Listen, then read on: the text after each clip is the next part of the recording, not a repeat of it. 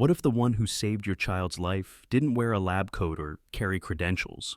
What if he wore no shoes at all? What if the greatest miracle of your life came not from science, money, or status, but from a nameless boy who appeared from nowhere, whispered a sentence that shattered your world, and vanished before anyone could say thank you? This is not a story about medicine. It's not even about a coma.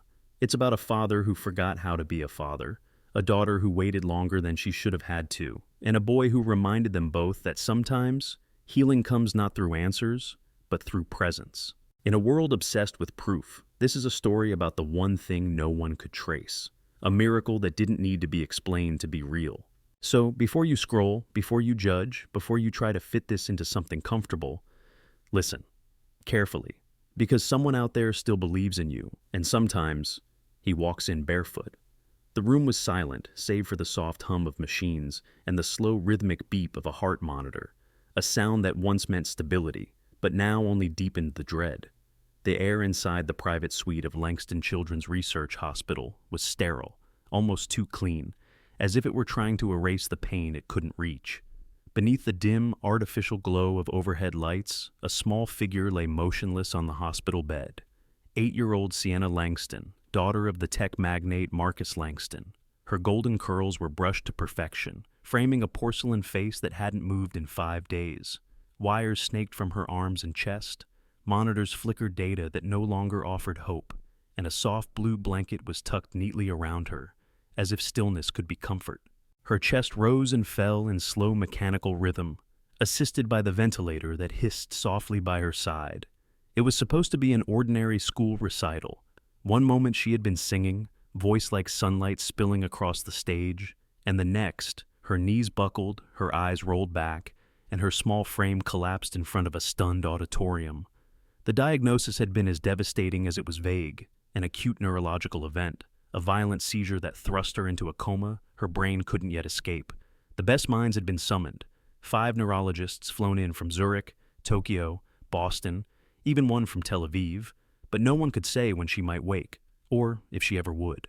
The machine said she was alive, the silence said she was far away, and Marcus Langston, a man once named Silicon King of the East Coast, now sat by her bedside in a chair that had forgotten softness. His tailored suits were wrinkled and slept in. His once slicked hair hung limp over eyes that hadn't closed in over 48 hours. The Marcus that had walked into this hospital 5 days ago had been all strategy, all control. The man sitting here now had unraveled entirely. His empire could engineer cities, code miracles, calculate futures, but it could not bring his daughter back. He had offered millions to any physician who could give him more than guesses. He had scoured clinical trials and experimental treatments, like a desperate gambler clutching crumpled hope. He would have burned every line of his legacy if it meant hearing her laugh again. But there she lay, breath shallow, soul silent. The stillness of her hand more unbearable than any deal lost, any failure endured. Just past noon, the door clicked gently open. A nurse stepped in, hesitant, eyes scanning Marcus before speaking. "Mr. Langston, there's a child outside. He says he needs to see your daughter." Marcus blinked slowly as if parsing reality took effort. "A child? Who is he?" She shook her head gently. "I don't know. He's not with a parent, and he looks like he's homeless." Marcus frowned, his voice sharpening. "Then why bring him to me?" Before she could answer, the boy stepped into the room. He was small, no older than 10, with dark skin, dirt-smudged cheeks, and wide, steady eyes that held no fear. His jacket was torn at the shoulder, 2 sizes too big, and his bare feet made no sound on the polished floor. "Hey!" Marcus stood, startled, but the boy didn't flinch. He didn't run. He simply walked to the bed like he belonged there, stopping just beside Sienna's motionless form. He looked down at her, and the expression on his face made Marcus freeze. Not pity, not curiosity, but something stranger, like recognition. The boy gently brushed a curl from her face, and then spoke. "I know how to make your daughter wake up." The sentence dropped into the room like thunder. The nurse gasped. Marcus stared. Then came the laugh. Sharp, bitter, exhausted. "You think you can do what doctors from 3 continents couldn't?" The boy didn't blink. "I'm not a doctor. Listen." Marcus narrowed his eyes. "Listen to what?" The boy turned to him, voice soft, unwavering. To God. Marcus's face hardened. This is a hospital, not a church. The boy nodded slowly. That's the problem. She doesn't need more medicine. She needs hope. Marcus stepped forward, anger rising. Get out. This is cruel. She's in a coma. You can't just walk in here with fairy tales and faith. But before his hand could reach the call button, the monitor blipped, just once, a spike so small it might have been dismissed, had it not come at the exact moment the boy touched Sienna's forehead. Marcus's breath caught. He looked at the nurse. She nodded, speechless. The boy leaned down again, his thumb gently wiping a tear that had formed at the corner of Sienna's eye. She's scared, he whispered. She heard the sirens, felt the mask, but she doesn't know if she's safe. Then he turned to Marcus, gaze penetrating. She needs to hear your voice, not the voice you use in boardrooms, the one you used when you read her that story about the moon before bed. Marcus couldn't move. His throat was a knot. His heart, a storm. The boy nodded toward the bed. Call her back. I don't know how, Marcus whispered, broken. Yes, you do, the boy said quietly. And then, just like that, he stepped back, folded his hands, and waited. Marcus sank to his knees, then to the edge of the bed and took his daughter's hand. For the first time in his life, he wasn't Marcus Langston, the genius or the billionaire. He was just a father who had run out of excuses, run out of time, and now sat face to face with the one thing money could never fix. He lowered his head and spoke, his voice trembling, raw. Sienna, it's Daddy. I'm here. You don't have to be afraid anymore. Please, baby girl, come home. The nurse clutched her chest. The boy said nothing. The monitor blipped again, longer, clearer, and then, so softly it might have been a trick of light, Sienna's lips moved, just barely. But they moved. And Marcus, for the first time in days, dared to hope Marcus Langston didn't sleep that night, not even for a minute. He sat in the corner of Sienna's hospital room with his elbows on his knees and his eyes fixed on the green lines dancing across the heart monitor. Each flicker was a lifeline, each blip a promise he was terrified to believe. After the boy left, the room had fallen back into silence, but not the same silence. Something had shifted. The air felt less suffocating.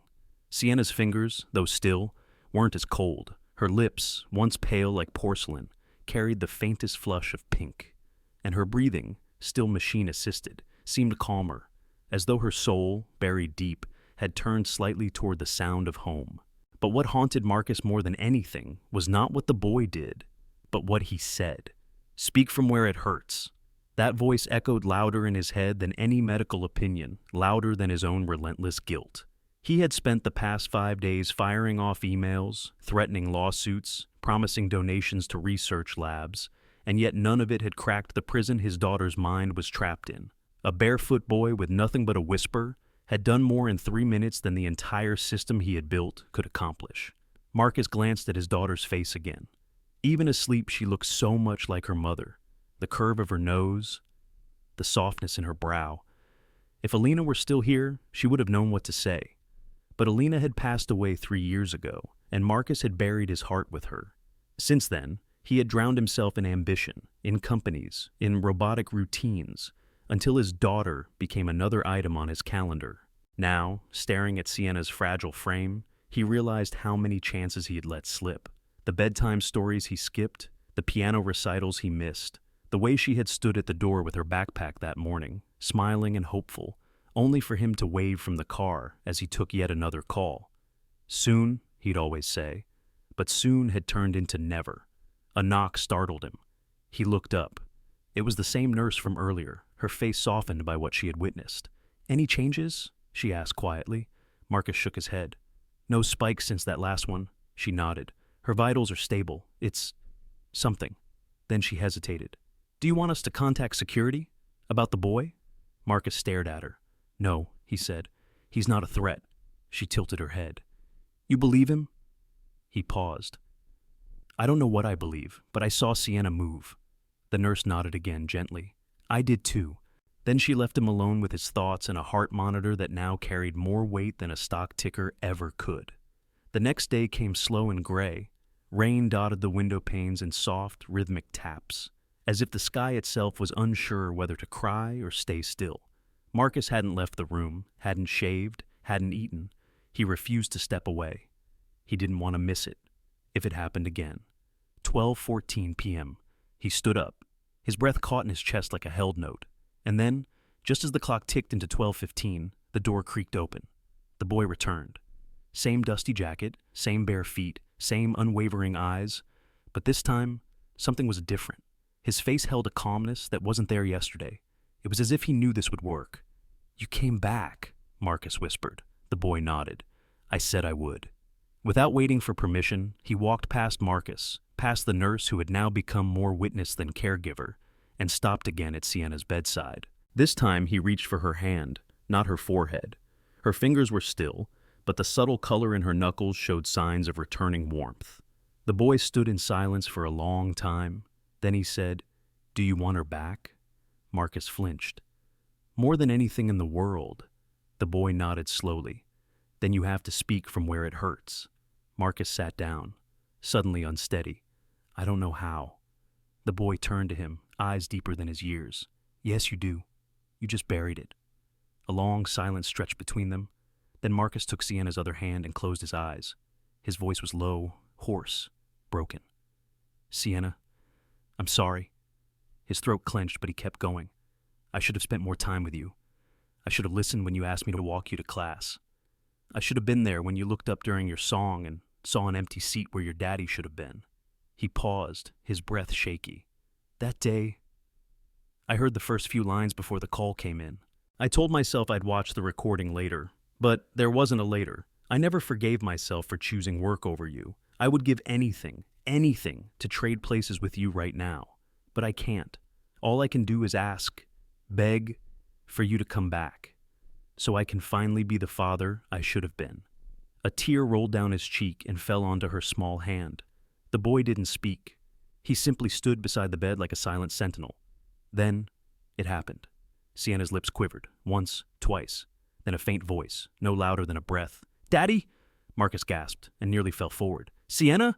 Her eyes fluttered open, hazy and unsure. She blinked, trying to adjust to the light. Her gaze searched the room and then landed on his face. "Where were you?" she whispered. He couldn't speak. He nodded, tears pouring down. "I never left," he choked. "I just forgot how to be there. But I'm here now. I'm not going anywhere." Her tiny fingers closed around his. "Don't go." "Never again," he swore. Never. As the machines beeped a steady rhythm behind them, Marcus turned to thank the boy, but he was already walking toward the door. "Wait," Marcus called. Who are you?" The boy paused at the threshold and looked back. "Just someone who listens, when others don't." And then he disappeared. Again, no name, no file, no record, only a miracle left in his wake, and a father finally found. Marcus Langston burst through the hallway of the Langston Children's Research Hospital like a man chasing a ghost. The doors swung wildly behind him, monitors beeped unattended, nurses glanced up in confusion, but he didn't care.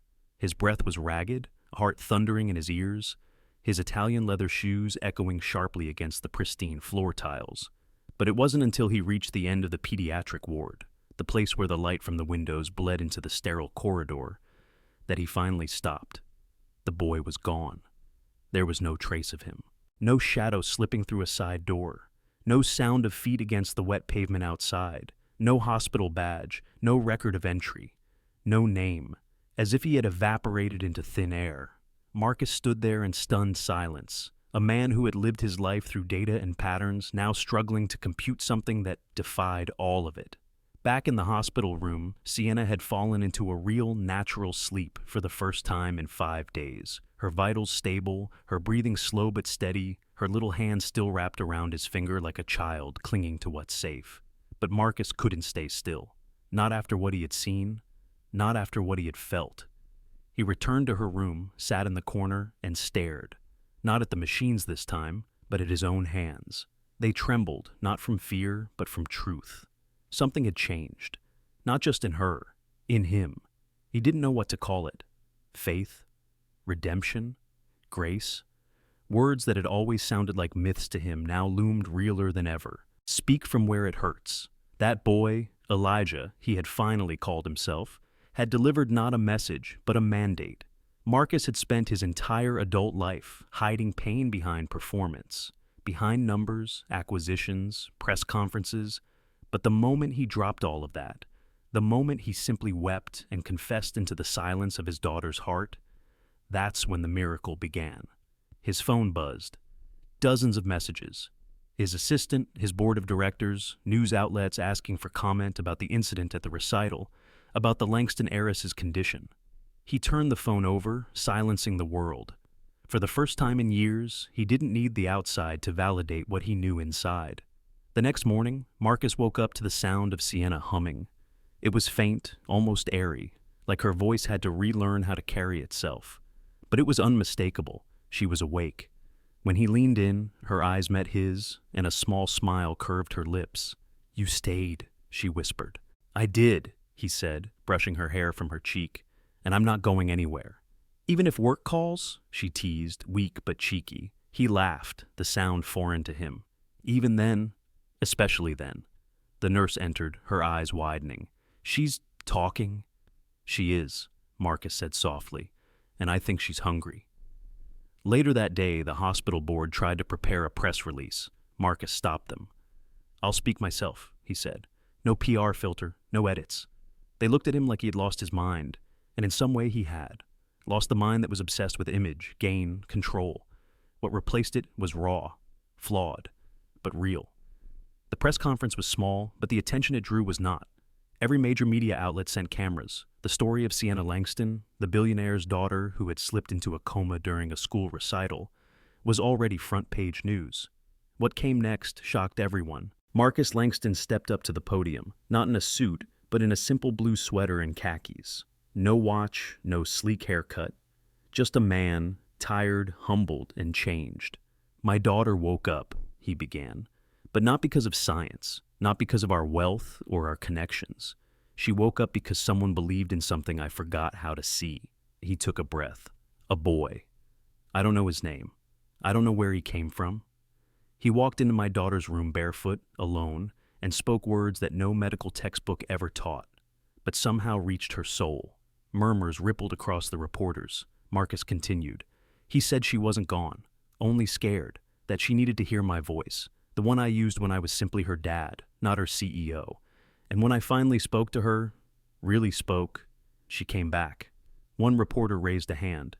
"Mr. Langston, are you suggesting this boy healed your daughter?" Marcus shook his head. "No, I'm saying he reminded me how to love her back." Silence. Then shutters clicked, notes scribbled, tweets fired off in real time. But Marcus didn't care. He wasn't here for headlines. He was here for confession. "For years," he continued, "I thought success meant building empires. But what good is an empire if you're alone at the top? What good is a fortune if your child grows up thinking your phone is more important than her voice?" He paused, looking down, voice thick. "I almost lost my little girl, and it took a stranger to bring her back to me. So today I'm not making an announcement. I'm making a promise. I'm going to be the man my daughter deserves." When it ended, no one clapped. They didn't need to. The silence was enough. That afternoon, back in the hospital room, Sienna asked him, "Daddy, who was the boy?" Marcus sat beside her, held her hand. "I don't know," he said honestly, "but I think he was someone who remembers what it feels like to be forgotten." Sienna nodded slowly. "He was kind." "Yes," Marcus whispered, "he was." That night, as she drifted into sleep, Marcus opened his old leather notebook, the one he used to jot ideas for his next company, and on a clean page, he wrote 3 words, each with care, with reverence, and with something he hadn't known in years: peace. Speak from pain. Marcus sat alone in the dim hospital cafeteria, the paper cup of black coffee untouched in his hands. Steam rose from it, curling toward the ceiling and vanishing like a memory he couldn't quite hold on to. All around him, the world carried on. Nurses grabbing late lunches, doctors reviewing charts, soft music humming from unseen speakers. But Marcus wasn't in that world anymore. He was still in room 214, where his daughter had woken from a coma, not because of a breakthrough procedure or miracle drug, but because of a boy with no name, no file, no footprint. Elijah. That was what he had called himself the last time, just before he disappeared. Again. Marcus had called hospital security, not to have the boy arrested, but to ask the simplest of questions. Who let him in? But no cameras had caught him entering. No visitor log bore his name. No one on staff remembered checking in, a barefoot black child in a frayed jacket. It was as if he had slipped in through the cracks of the world itself, like light through old wood. The more Marcus searched, the more silence he found. He reached out to the front desk, the security office, even local shelters. Nothing. Every attempt at logic collapsed under the weight of impossibility. And yet, the results were undeniable. His daughter was alive, awake, healing, laughing even. Just an hour ago, Sienna had chuckled for the first time in days when he tried to braid her hair and tangled it into knots. She had called him Daddy the Hair Monster and smiled so brightly that it ached. But something in Marcus couldn't let go. He needed to know who Elijah was, not just to thank him, but to understand him. What kind of child walks into a billionaire's life, drops a sentence like a divine grenade, then vanishes without waiting for applause? Who teaches a man how to speak to his own daughter using nothing but silence and stillness? Marcus needed more. He always did. That was his nature. That's how he built empires. So when the third night arrived since Elijah's last visit, Marcus found himself in a place he hadn't entered since Alina's funeral, the chapel on the bottom floor of the hospital. It was small, non-denominational, quiet, an island in a sea of machinery and grief. He sat in the back pew, hands clasped, not in prayer, but in confusion. The cross at the front wall gleamed softly in the candlelight. "I don't know what I'm doing here," Marcus whispered aloud, not to the empty room, but to whatever presence Elijah had spoken to. "I never believed in all this. Never thought I needed it. I thought if I just worked harder, climbed higher, protected my people, that would be enough." No, his voice cracked. But it wasn't.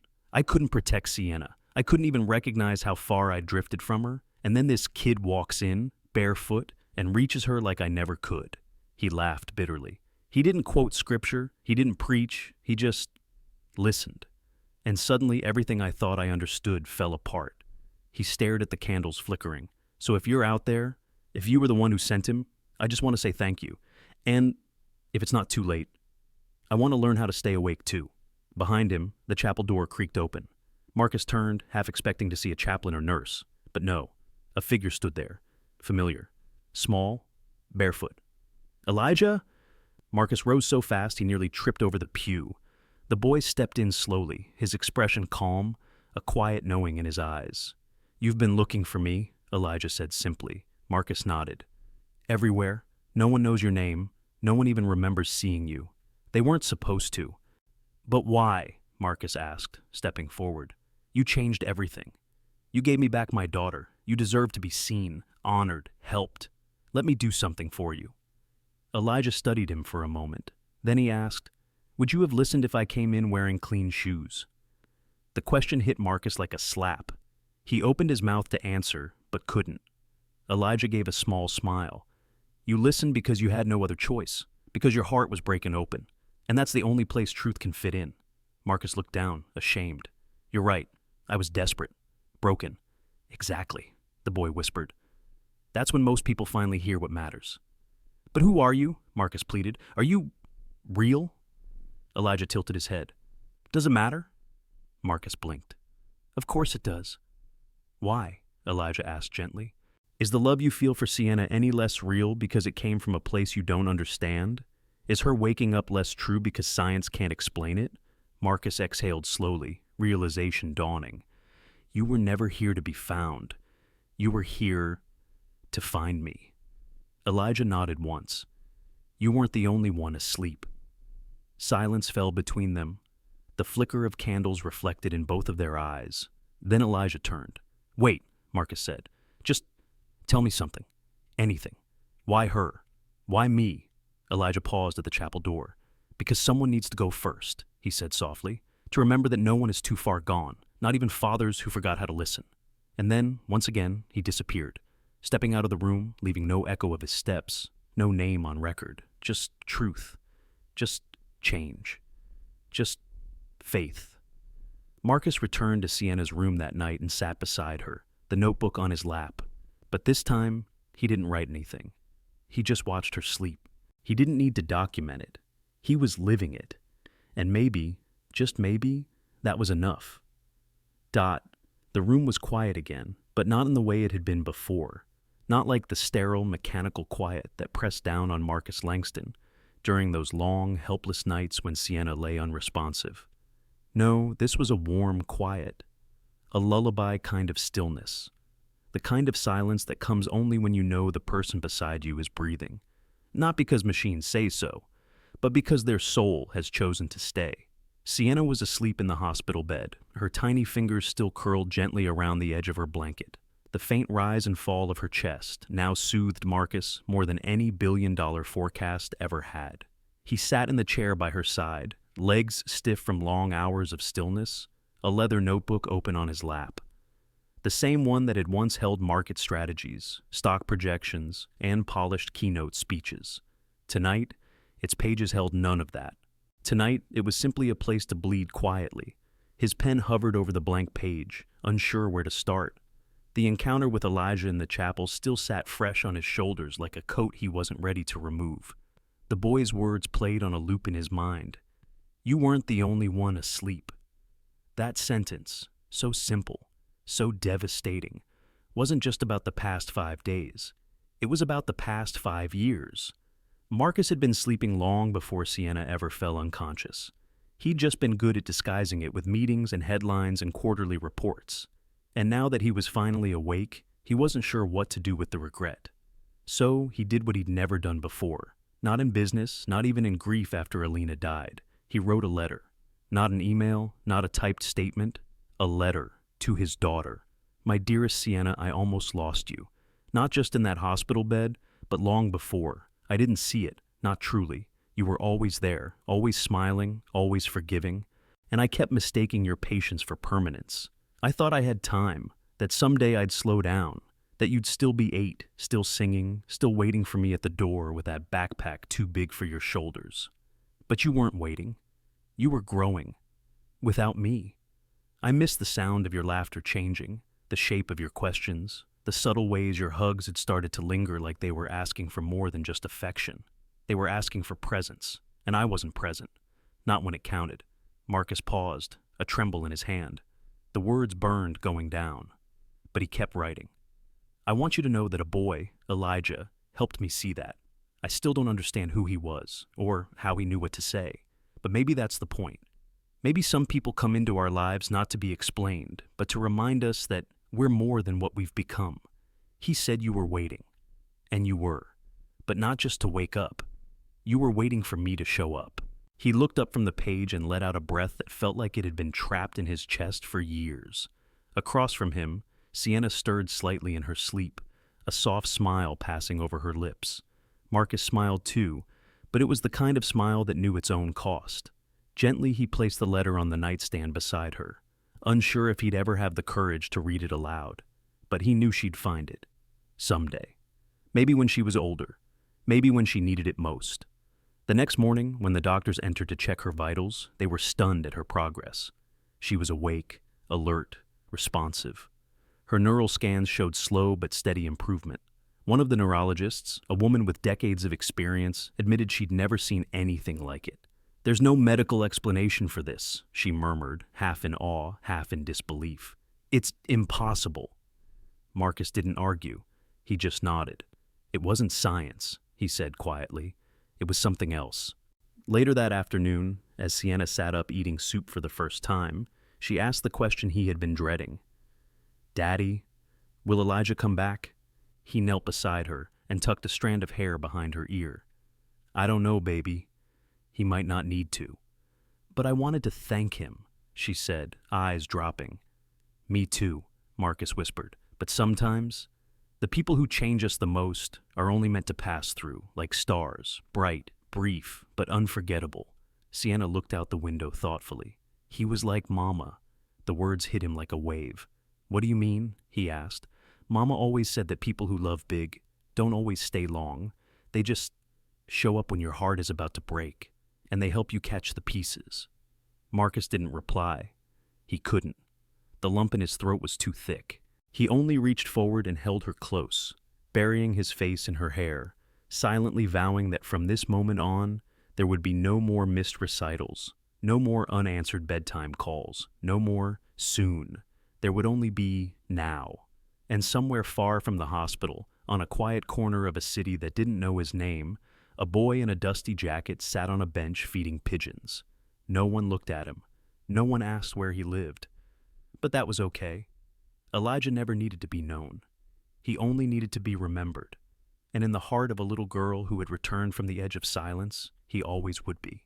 Elijah sat quietly on the weather-worn bench near the edge of Grant Park, a place where time seemed to slow down just enough for people to remember they were alive.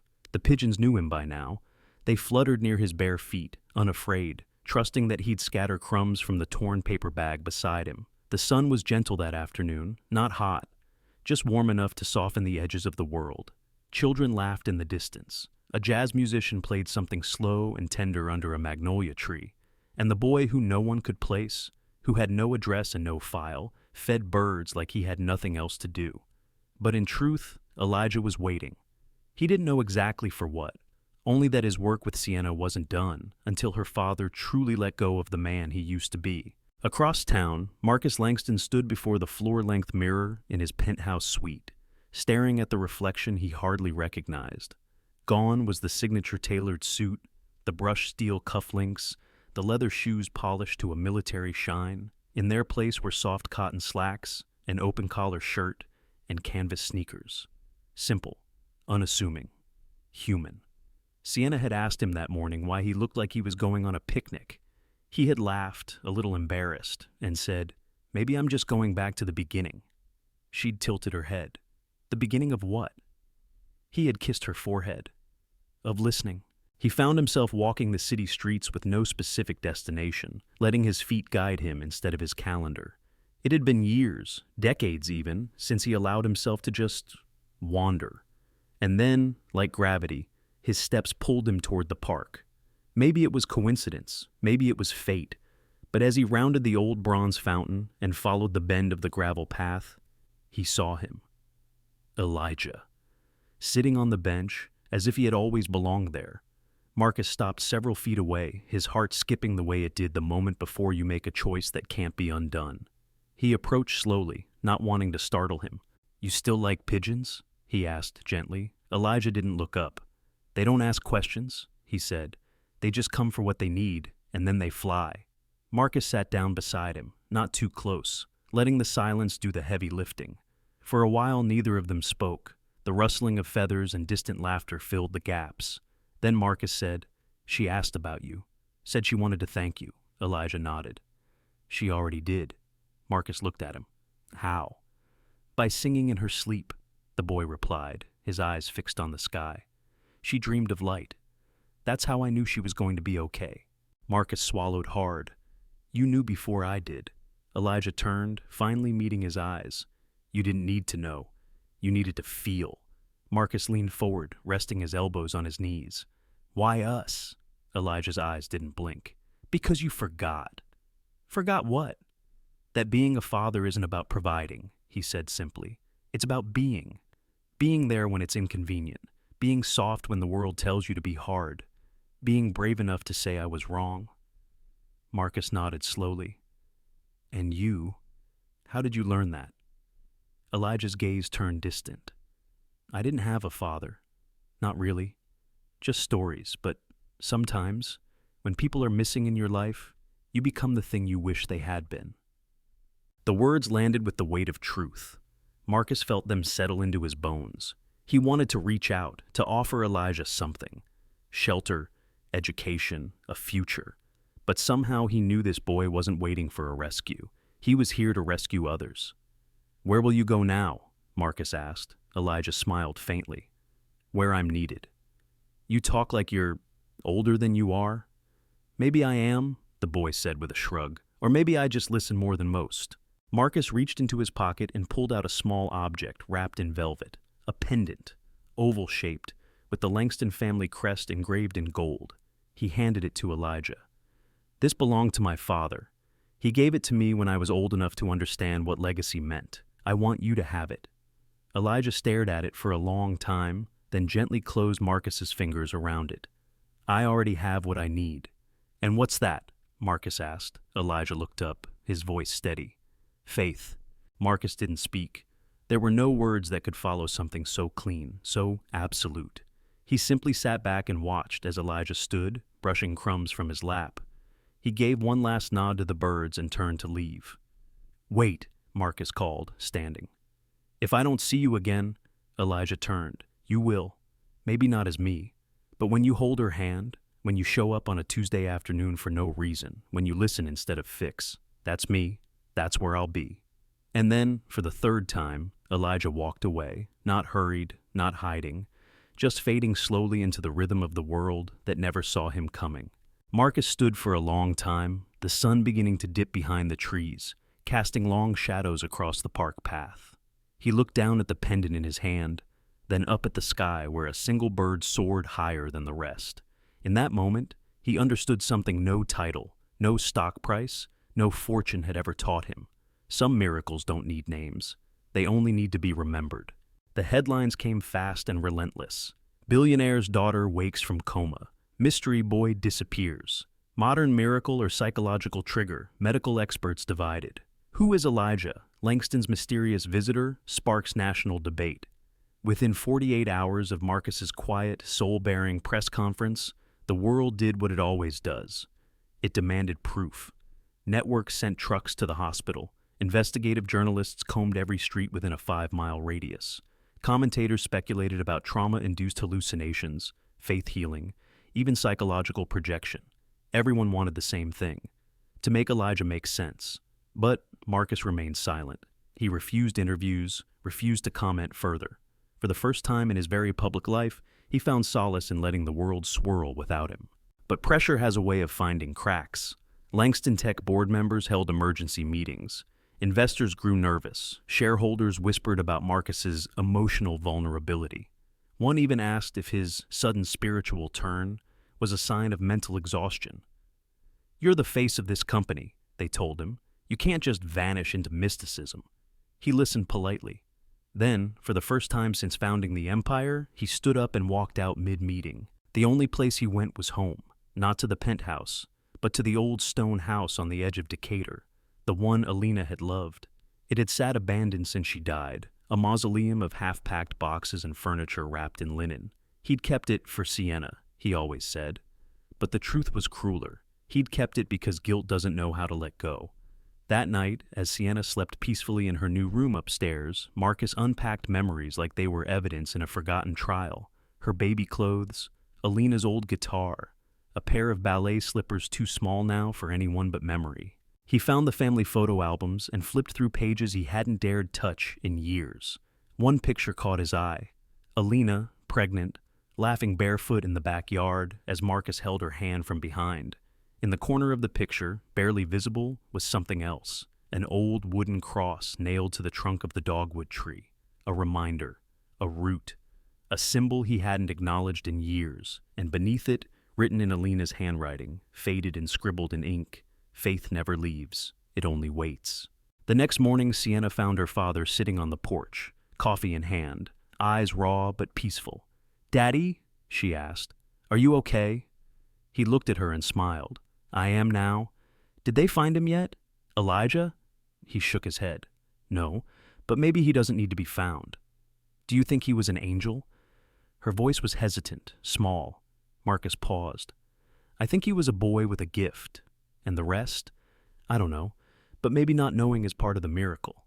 That afternoon, as reporters continued camping outside the hospital and analysts speculated on television, Marcus took a different route. He walked into a small radio station in Atlanta, WOTX 108.5, one that had interviewed him once years ago when Langston Tech launched its first medical device. This time, he asked for no PR team, no prepared questions, just a microphone and an open channel. When the host welcomed him on air, he greeted the audience with a quiet voice, nearly shaking.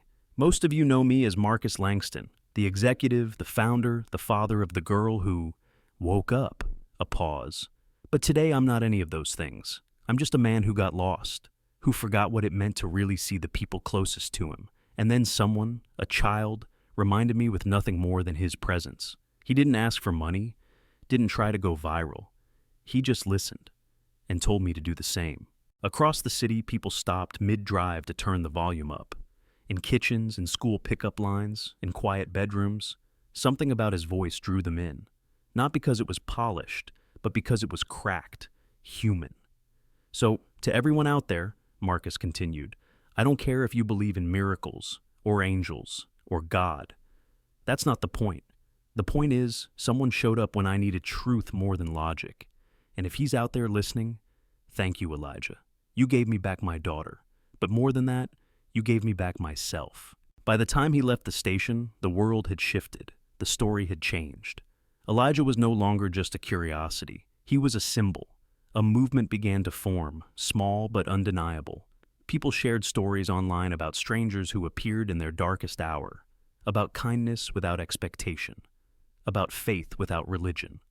The hashtag #WhoIsElijah trended worldwide, not as a mystery to solve, but as a question to live by.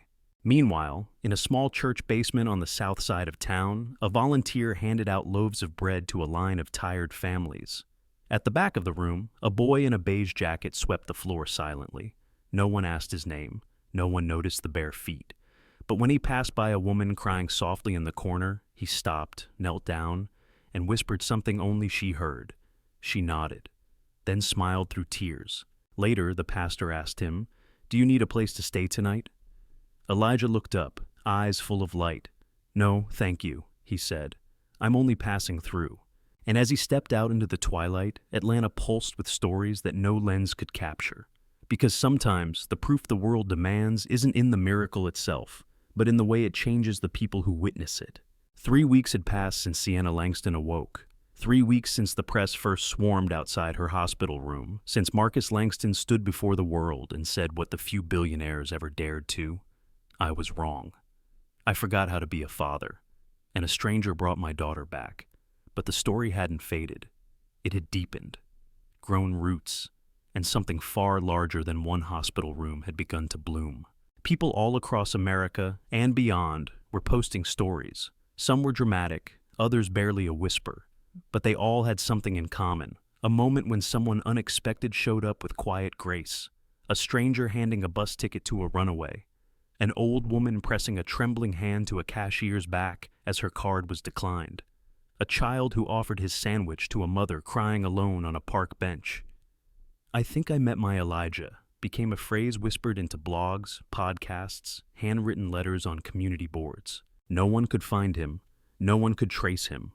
But somehow, he was everywhere. Not in flesh, but in how people started seeing each other again. Listening, showing up, being present. And through all of it, Marcus Langston stayed quiet.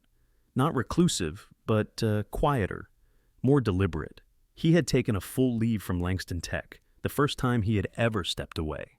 In his absence, the company had not collapsed. In fact, stockholders reported the most stable quarter in a year. Why? Because for the first time, he let go. He spent mornings walking Sienna to school, carrying her backpack with the pink bunny keychain she refused to replace. He packed her lunches himself. He started baking, terribly at first, burning cookies until the smoke alarm threatened to quit. But she didn't care. She laughed. And he had forgotten what her laughter sounded like in real time. One evening, Sienna came downstairs with a shoebox in her hands. "Can we do something?" she asked.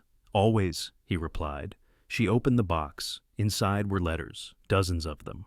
Letters from other children, drawings, crayon notes. Some simple, "I'm glad you woke up." Others more complicated. "My daddy is always busy too, but I know he loves me. Maybe he'll hear you on the radio." One letter, scribbled in uneven handwriting, simply said, "I think Elijah found me today. He told me not to give up." Marcus read them with her by the fireplace, each one soaking into him like rain into dry earth. These weren't fan letters. They were confessions. From kids. From parents. From broken hearts trying to stitch themselves back together.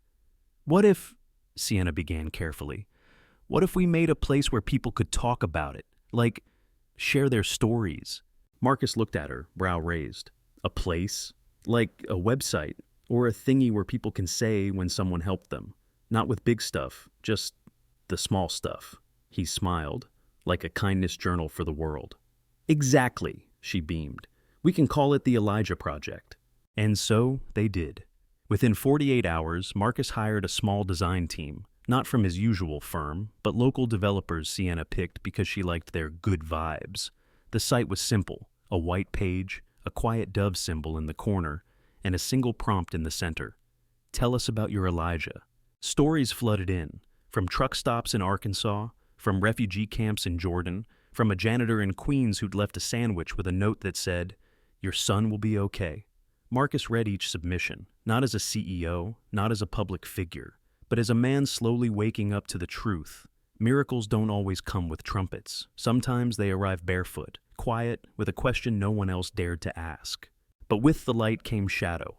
On the fourth week, an anonymous forum post surfaced. There is no Elijah. It's all orchestrated. A billionaire PR stunt. Wake up, sheep. Soon, conspiracy threads grew legs. Videos appeared. Who's paying the pigeons? Mocked one TikTok creator. A podcast host claimed the Langston family had hired a child actor prophet for public sympathy. Even some religious groups pushed back, uncomfortable that a barefoot boy with no doctrine had sparked such devotion. Sienna saw the headlines. One morning she came into the kitchen quieter than usual. "Daddy?" "Yes, sweetheart?" "Are people mad at Elijah?" He turned off the stove and knelt in front of her. "Some are, but that's not about him. That's about what they don't understand." She bit her lip. "But what if they stop believing?" Marcus smiled softly. "Belief doesn't live in headlines. It lives in the quiet things. The way you open your lunchbox and remember to share your cookies. The way someone helps a stranger and doesn't film it. That's where Elijah lives." She hugged him tight, and for a long time neither spoke. In that stillness, Marcus realized something profound. What Elijah had offered wasn't just healing, it was invitation. An invitation to stop needing proof, to live truth instead. That night, Marcus wrote a message on the Elijah Project homepage. Just 10 words. Don't chase the boy, become him for someone else. It was shared over 1 million times in 48 hours. And somewhere in a small diner on the edge of Savannah, a waitress wiped her eyes after reading it on her break. She walked out back, found the homeless teen who slept behind the dumpster, and brought him a hot meal with a note inside. "You matter. Elijah lives here too." In a world hungry for signs, perhaps the greatest miracle is not a boy who appears from nowhere, but a broken world that chooses to become him again and again every time it listens. It was a Tuesday morning when the knock came, a steady, deliberate rap against the oak door of the Langston home. Marcus was in the kitchen pouring Sienna a glass of orange juice when he heard it. At first, he thought nothing of it. People came and went, neighbors dropping off letters, school volunteers bringing by art supplies. But when he opened the door, what stood on the front step wasn't kindness. It was doubt dressed in a gray suit and a plastic smile. "A Mr. Langston," the man said, extending a hand. "Agent Delaney, Federal Bureau of Investigation. May I come in?" Marcus's throat tightened. "The FBI?" Delaney nodded. "We're investigating an online movement, the Elijah Project. And more specifically, its funding, coordination, and origin. You've become quite the folk hero, sir. But some are asking if it's all too perfect." Marcus exhaled. He stepped aside. "You're welcome to come in, Agent, but I'm going to ask that you tread carefully. My daughter's inside, and she's already lived through more miracles and trauma than most adults ever will." Delaney walked in, briefcase in hand, eyes scanning the room like he was reading a crime scene. He sat on the couch without being asked, opened his folder, and pulled out screenshots, posts, news articles, message boards, all of them with one name, Elijah. "Let me guess," Marcus said, lowering himself into the armchair opposite. "You think I made him up." Delaney didn't flinch. "I don't think anything yet, but the story is convenient. A barefoot boy with no history, no identity, no origin, shows up at a billionaire's hospital room, says a few poetic lines, disappears, and suddenly you're an icon of redemption. It has all the makings of a very calculated narrative." Marcus chuckled softly. "You've clearly never met an 8-year-old in a coma." Delaney didn't smile. "This isn't about your daughter. It's about influence. There are churches naming ministries after him, schools putting his words on banners. Your site is receiving donations by the hour, anonymous ones. You're shaping public consciousness, Mr. Langston, and people want to know, is this boy a symbol or a stunt?" Marcus leaned forward, his voice even. "Agent Delaney, I don't care what people think. I care that my daughter woke up. I care that I'm finally being the father I should have been 5 years ago. and I care that somewhere a boy with no shoes reminded me how to be human. Delaney folded his hands. Then give us something, anything, a photo, a surveillance clip, a name we can verify. Marcus looked him in the eye. You want to find him with a badge, but he didn't come in through doors, you understand. Delaney's eyes narrowed. Is that your way of saying he wasn't real? No, Marcus said. It's my way of saying he was more real than any of us knew how to be. The agent stood. People lie, Mr. Langston, even for good reasons. Sometimes, especially for them. Marcus stood too. And sometimes people don't lie. They just tell the kind of truth that doesn't fit inside a report. Delaney nodded curtly. We'll be in touch. As the door clicked shut behind him, Marcus stood in silence for a long moment, fists clenched at his sides. Sienna appeared from the hallway, wearing her worn lion slippers and clutching her sketch pad. Who was that? She asked. He softened instantly. Just someone who doesn't know how to believe yet. She blinked. Is he going to take Elijah away? Marcus smiled gently. Elijah's not a thing you can catch. She climbed into his lap and opened her sketch pad. On the page was a drawing, rough but unmistakable. A small boy with dark skin standing barefoot beside a hospital bed.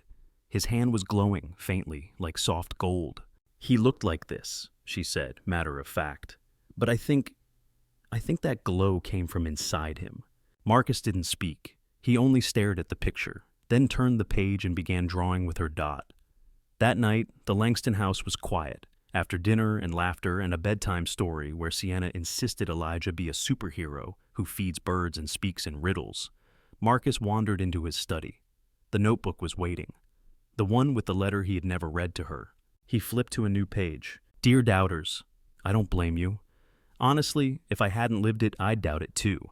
But let me ask you something, not as a CEO or a media figure, but as a man who once forgot how to speak to his child. What if you stopped asking how it happened and started asking why it changed me?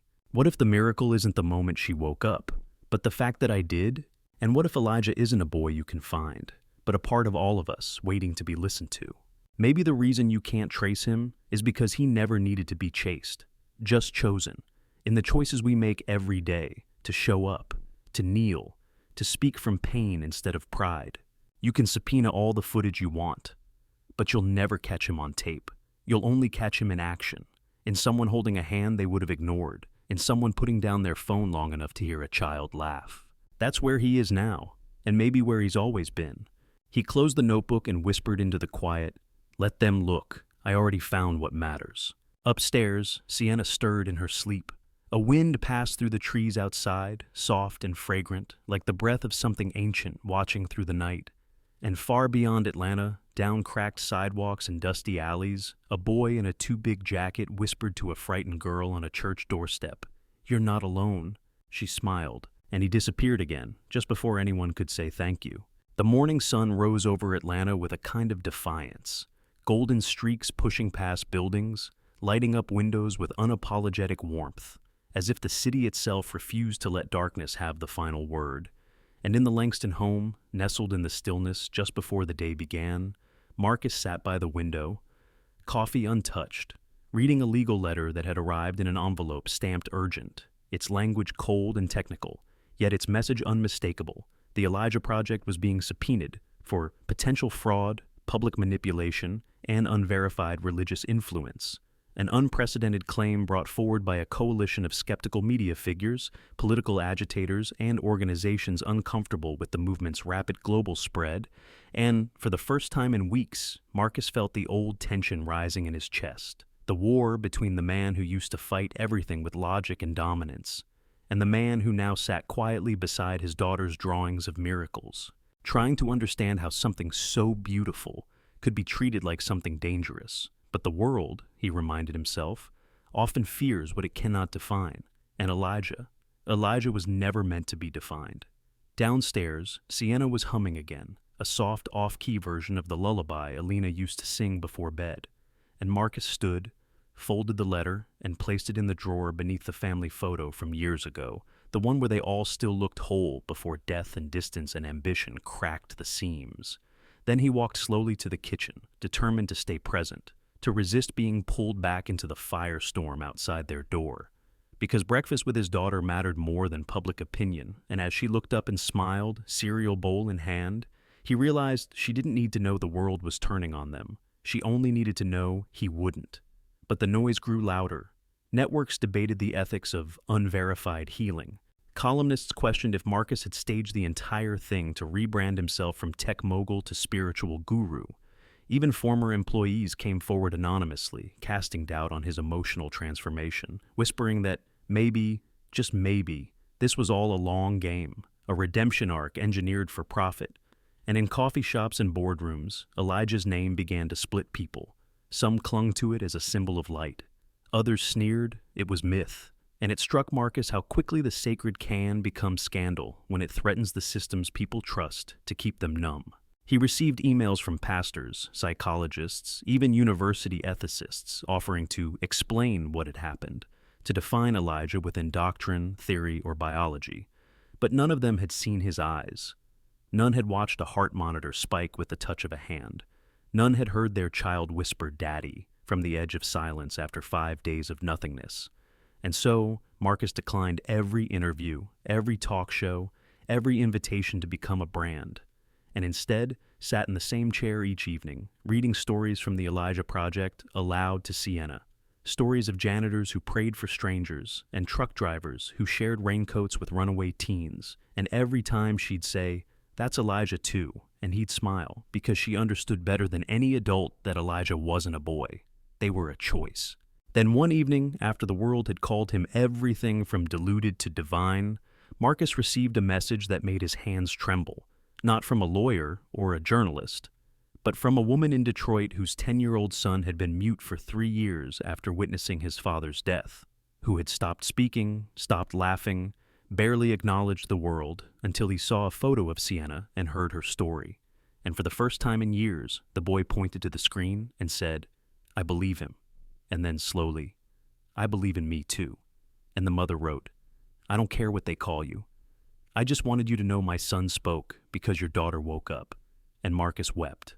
Not the restrained, elegant tears of a man used to headlines, but the messy, gut-wrenching kind that spill from somewhere deeper, older, the part of him that had buried his wife and nearly buried his soul chasing a version of success that didn't include wonder. That night, as he tucked Sienna into bed and kissed her forehead, she whispered, "Will they stop the project?" And he paused, then answered, "Only if we let them." And her reply was simple, "Then don't let them." The next morning, he walked into the courthouse alone. No legal team, no press entourage, just the truth folded in his coat pocket and 3 words carved into his chest: "Speak from pain." And when the judge asked him if he had any closing remarks before the hearing proceeded, he stood, looked at the sea of skeptical faces and said, "You can try to bury what you don't understand. You can write laws against kindness and subpoenas against presence, but you'll never stop someone from listening to a stranger, from kneeling beside someone suffering, from choosing to show up even when no one is watching." That's Elijah, not a face, not a myth. A mirror. And when the courtroom fell into stunned silence, he walked out. Not to applause, but to sunlight, and waiting at the bottom of the steps was Sienna, holding 2 ice creams and wearing the same lion slippers she refused to give up. And as she handed him one and said, "You did good," he laughed, not because it was funny, but because it was enough. And somewhere beneath a bridge in Chicago, a boy with quiet eyes helped an old man to his feet after he'd fallen trying to light a cigarette, placed a trembling hand on his shoulder, and whispered, "You're not invisible," before disappearing into the city that never saw him come or go, because Elijah was never meant to be stopped. Only shared dot. It had been exactly 40 days since Sienna Langston first whispered, "Daddy," into the dim, antiseptic air of room 214. 40 days since a barefoot boy in a torn beige jacket touched her forehead, said she was only afraid, and changed the trajectory of a billionaire's life. And now, 40 days later, Marcus stood outside that same hospital room, not out of obligation, but out of reverence. The room was empty now, of course. Sienna had been discharged weeks ago. The machines were gone, the wires unhooked. The pale blue blanket folded neatly on the bed was not the same one she had nearly died beneath. It was fresh, unfamiliar, but held the same weight. A quiet reminder. Marcus hesitated before entering. His fingers grazed the doorknob as if it were a relic. When he stepped inside, the memories hit him not as sharp pains, but as warm truths. the place where he had once broken, where he had said the words he never thought he'd say, where a child had told him to speak from pain, and for the first time in his life, he had obeyed. He wasn't here for nostalgia. He was here to meet someone. The hospital had quietly reached out a week ago. A nurse on the night shift had seen a boy standing in the chapel, small, quiet, barefoot. She hadn't spoken to him, not really, but she had felt something, the same sensation Marcus had described during his press conference, that invisible press of stillness, that unspoken knowing. She had asked gently, "Are you waiting for someone?" And the boy had nodded and said, "He'll come when he's ready." So Marcus came, alone, no press, no daughter, no foundation team. Just a man wearing a sweater that didn't scream wealth and shoes worn down by walks through real places, not boardrooms. He waited in silence, sitting in the chair beside the bed. The same chair, the same angle. Only now, there was no fear in his chest, no ticking clock inside his ribs. There was only space for breath, for memory, for whatever came next. And then he heard it, the softest shuffle, like fabric brushing tile. He turned. There by the doorway stood Elijah. Same dusty jacket, same quiet eyes, same presence that felt older than his frame. Marcus didn't speak. He stood, heart full, but no longer racing. He didn't rush forward. He just nodded, deeply, the way a student nods to a teacher who taught them something that saved their life. Elijah smiled, then walked in and sat on the edge of the bed. His feet didn't dangle this time. They touched the floor. Marcus noticed oddly that the boy looked taller, not dramatically, but enough. 40 days, Marcus said quietly. That's how long it's been. Elijah nodded. It's a good number. Full of wilderness. Marcus chuckled. You always talk in poetry. The boy tilted his head. I talk in things people forget how to hear. A long silence stretched between them. Not awkward, sacred. Then Marcus spoke, voice lower. They tried to stop the project. Said it was too emotional, too unpredictable. But people kept writing anyway. Kept showing up. We get letters now from places I can't even pronounce. You made space for them, Elijah said. Sometimes, all a miracle needs is a home. Marcus leaned forward. But I have to ask, are you really just a boy? Elijah looked at him. I am, and I'm not. Depends on who's asking. Marcus blinked. That's not an answer. Elijah smiled. It's the only one I have.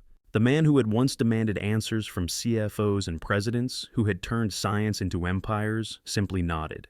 He didn't need logic. He had lived the truth. I want you to meet her, Marcus said suddenly. Sienna, you changed her life. You deserve... But Elijah raised a hand gently. She remembers me the way she needs to. That's enough. Marcus swallowed the lump in his throat. Then, why come back? Elijah turned to him, eyes soft. To give you something.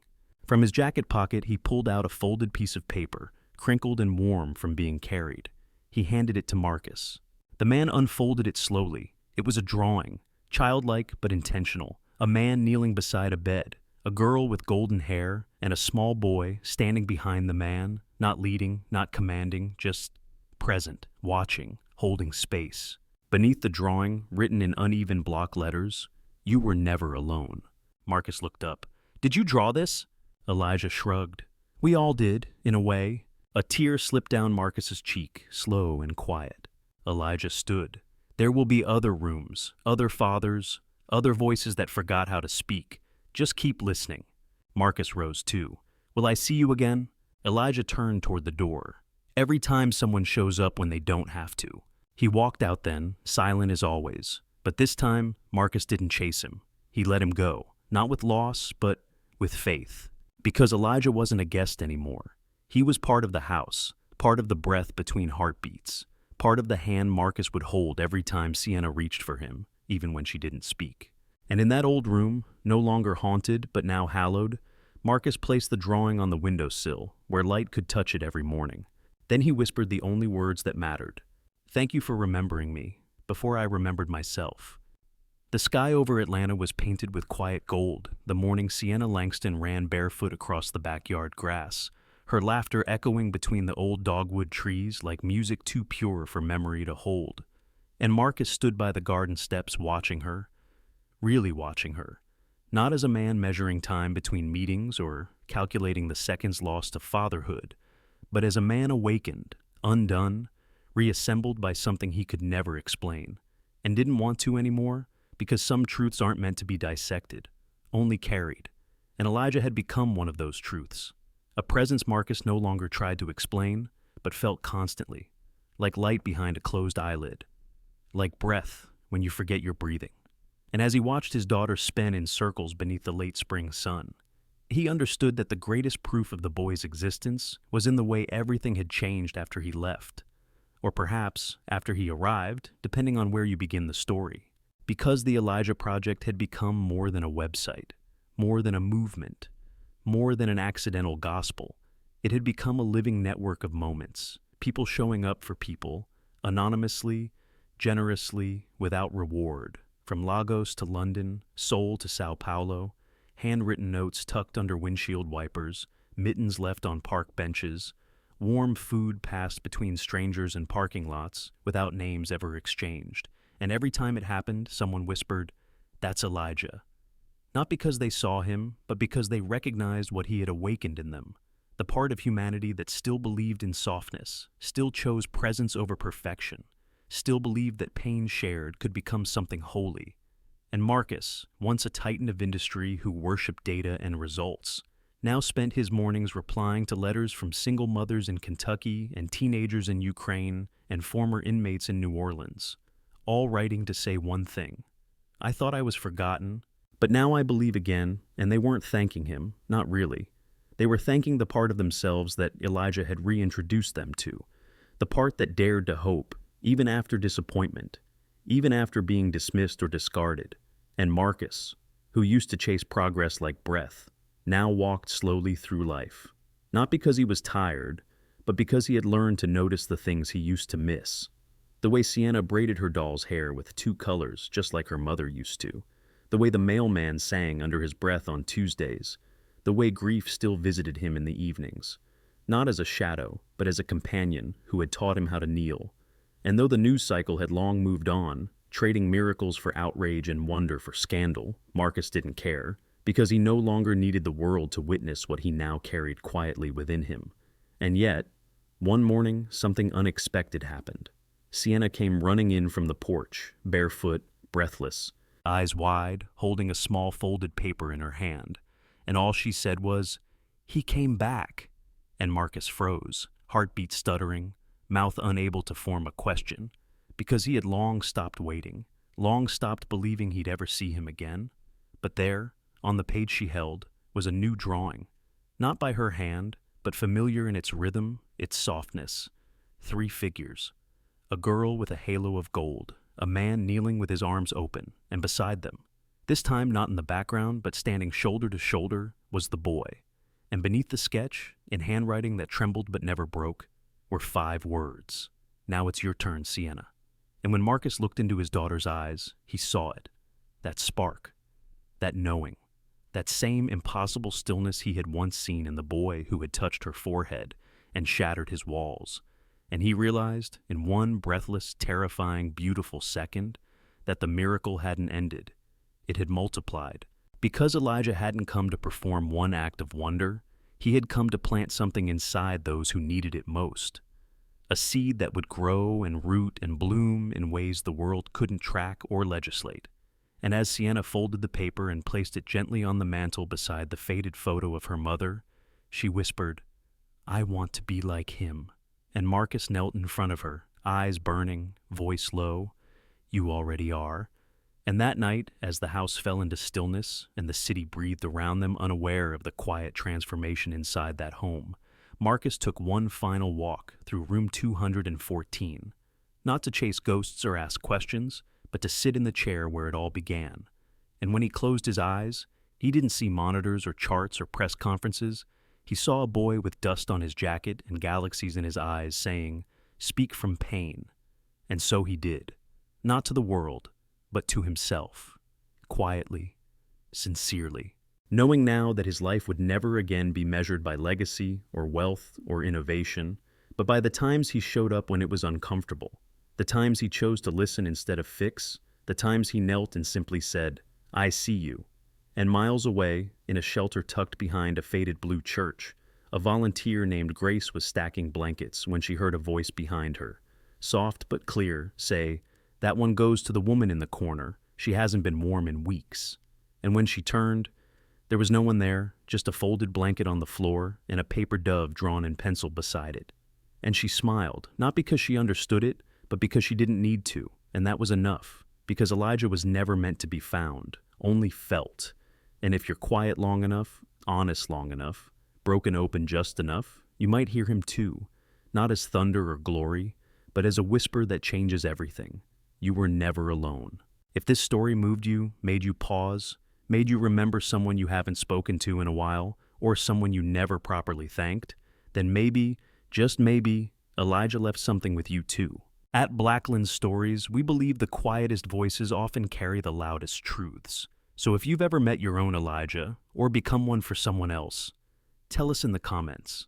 Your story might just be the one someone needs tonight. Don't forget to like, subscribe, and share this story with someone who's still waiting to hear you were never alone. Until next time, stay kind, stay open, stay listening. This is BlackLens Stories,